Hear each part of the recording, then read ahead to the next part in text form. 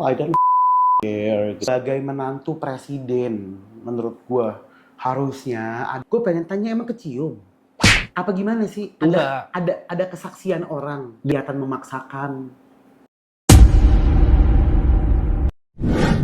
Ada berita senior hukum juniornya di salah satu fakultas kedokteran. Hukumnya itu harus makan nasi padang satu orang 5 bungkus. Gue minta pendapat lu dong. Kayaknya dia fetish deh. Kelainan seks nggak sih dia? Ada tahu orang-orang yang punya kelainan kayak gitu, kayaknya mesti dites deh. Mungkin ada orang yang kelainannya ngeliatin orang makan. Kayak kita kan, kita seneng ngumpulin orang-orang gendut ya. Iya kan, orang-orang yang gendui gitu kita kumpulin, kita liatin dia makan seneng gitu. Cuma mungkin dia memang lingkungannya nggak mendukung buat itu. Kalau kita kan memang banyak tim-tim kreatif, kita ajakin makan bareng. Mungkin fetish kali, dia mungkin punya penyakit kejiwaan. Dokter kan, gue lihat kok. Dokter. Di kedokteran disuruh makan nasi padang banyak, terus akhirnya Padahal kan dia tahu ya itu kesehatannya, santannya apa. Itu gimana sih? Dia kenapa kepikiran? Kenapa ya dia kepikiran hukumannya itu ya? Nah itu dia maksud gue.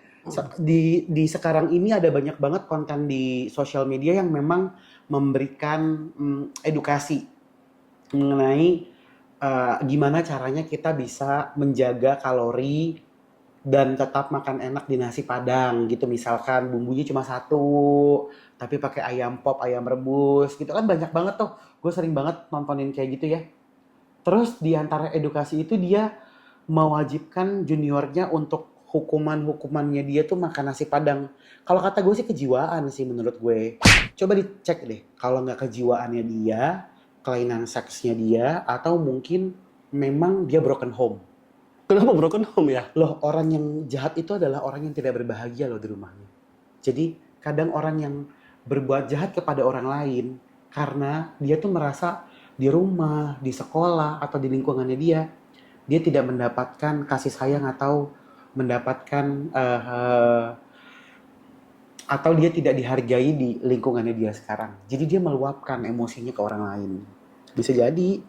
Ada berita lagi nih tentang anggota DPD termuda di Jateng nih. Pas dia beritanya naik, teman kuliahnya nge-spill dia nih jarang masuk kuliah, nyusahin anggota kelompok. Nah itu gimana pendapat lo? Tapi siapa tahu donatur itu di kerja kelompok. Temennya nggak ngomong aja.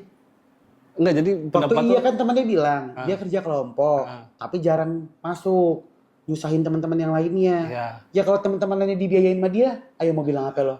Kalau donatur bisa jadi kan, bilang sama teman-teman yang 4, lo kalau berempat didanain jangan pada banyak ngomong deh. bisa jadi kan.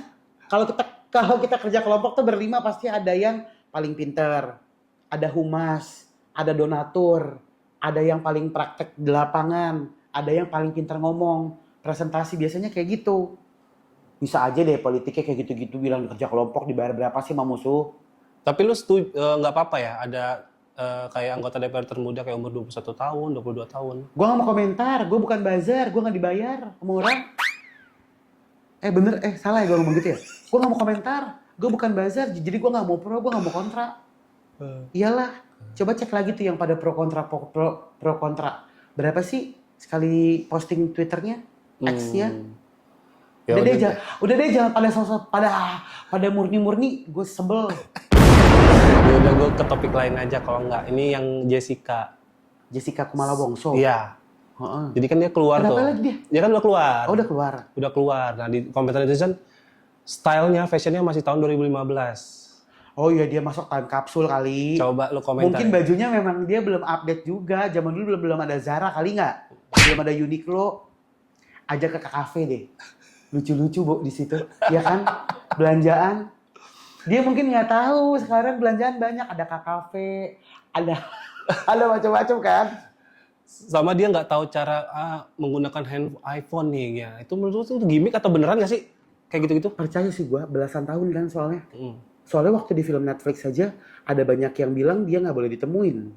Jadi gue sepercaya mungkin dia masih pakai handphone biasa atau dia masih pakai handphone BlackBerry. Mungkin ya maksud gue gini, dia mungkin tahu how to use si iPhone tapi nggak yang pro gitu loh, bisa buat apa aja gitu kan. Nggak mungkin tiba-tiba dia keluar terus bisa nulis CV bisa capcut, terus bisa bikin JJ TikTok kamu kan nggak mungkin kan? Dia kan agak, kok dia bisa bikin JJ TikTok gitu, aneh ya? Ya udah kalau gitu tanggapan lo tentang Marcel Widianto dong. Marcel Pernah Widianto dengar tuh- nggak?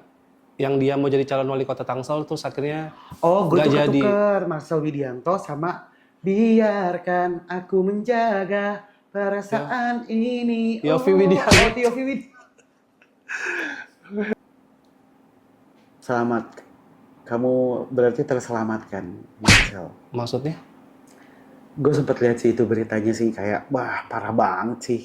Maksud gue, apapun yang telah Marcel lakukan, seberapa buruk citranya, seberapa baik perbuatannya, dia tidak deserve buat dikata-katain sampai segitunya sih. Cuma karena dia mencalonkan, ya kan mencalonkannya dia menjadi wakil wali kota ya. Ya. Di Tangsel. Kita nggak tahu memang karena disuruh atau kepengenannya dia gitu. Tapi gue ngeliat dia jadi ngeliat sedih sendiri gitu kayak ini orang ngelakuin hal seburuk apa sih sampai dibulinya tuh segininya gitu menurut gue. Kok lu bisa kasihan nama dia ya di luar selain padahal seorang Gue orang lain tuh kasihan ketika dia akhirnya mundur gue malah seneng. Karena menurut gue, bro, serius gue malah sedih gitu ngeliat dia kayak malah kayak ini orang tuh ngelakuin gue bukan berarti gue mendukung ya. Tapi cuma karena dia mencalonkan akhirnya abis dia digelontorin sama netizen kan. Dikatain Angelo lah, di apalah inilah gitu. Terus gue jadi mikirnya emang dia seburuk itu kah sampai lo semua sampai ngatain kayak gitu maksud gue. berarti menurut lu dia cocok jadi Enggak, wakil rakyat? nggak cocok. Tapi maksud gue, dia tinggal bilang gitu. Gue nggak terima karena dia belum pantas. Udah gitu beres. Jangan akhirnya ngerembet kemana-mana gitu loh. Netizen Indonesia kan gitu sukanya. Dia bilang, gue nggak setuju karena abis dia tuh sumpah serapah dikeluarin. Sampai fisiknya dikatain, keluarganya dikatain.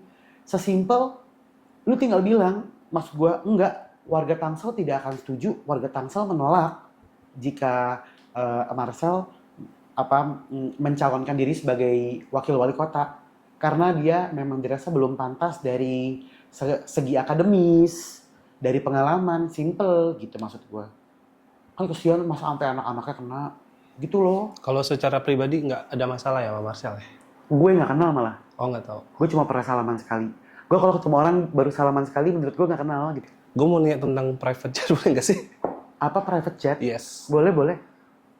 Pendapat lo tentang Kaisang dan Mbak Erina ini naik private jet liburan ke Amerika, tapi Mbak Erinanya malah foto ngupload dia lagi naik private jet. Nah menurut lo itu wajar nggak? Ini seorang anak presiden dan menantu presiden ya kita ngomongnya. Silakan.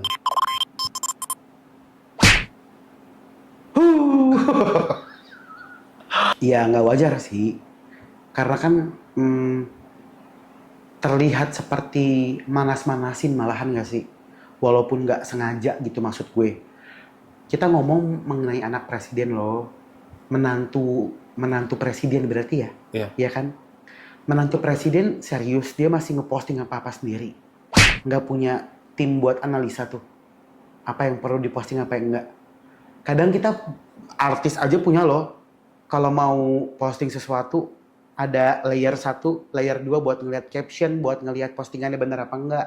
Tagging kemana, apakah ini pantas, momennya kapan.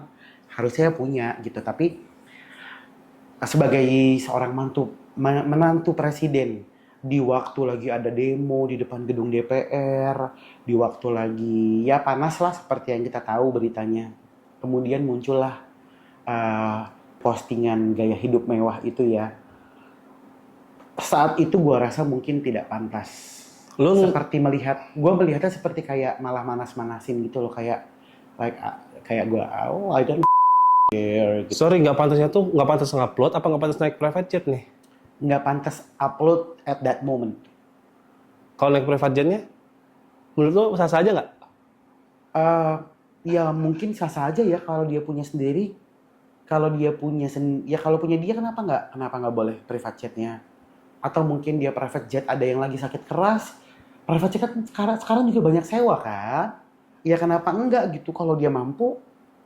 Cuma ya itu dia, balik lagi. sebagai menantu presiden, menurut gue harusnya ada tim analisa kapan dia posting, apa kata-kata yang dipostingnya, akankah memicu pandangan lain, gitu. Nah, tapi kan netizen akhirnya ke pribadi nih, di X, nggak bau ketek segala macam di itu diserang. Gue Nah itu lihat gimana tuh, tuh? iya Nah di itu gimana X, pendapat lo akhirnya gue tuh? lihat katanya ada yang bau ketek pas lagi nari. Gue pengen tanya emang kecium? Apa gimana sih? Enggak. Ada kesaksian orang. Di triggernya orang terdekat Erina itu ceritalah buat tweet dia. Dia tuh bau Oh, ketek lo kalau deket. Nah itu jadi gorengan netizen ke pribadi. Nah lo setuju nggak kalau netizen sampai ke pribadi begitu karena salah dia begini salahnya gitu? oh, nggak seru sih menurut gue netizen ya. Kayak buat gue bukan ngebela tapi coba cari yang lain deh. Kalau yang masalah bau ketek, ya kan ada banyak deodoran, maksud gue kayak ya biasa aja, kelihatan memaksakan. Kalau emang lo pengen ngebully tuh ya cari yang datanya jelas lah. Kalau cuma bau ketek doang kayak udah lewat-lewat doang. Sayang-sayangin duit buzzer, Beb. Berarti lo 25 juta loh. nggak setuju ya Buzzer. kalau Mbak Erinanya dikatain bau ketek?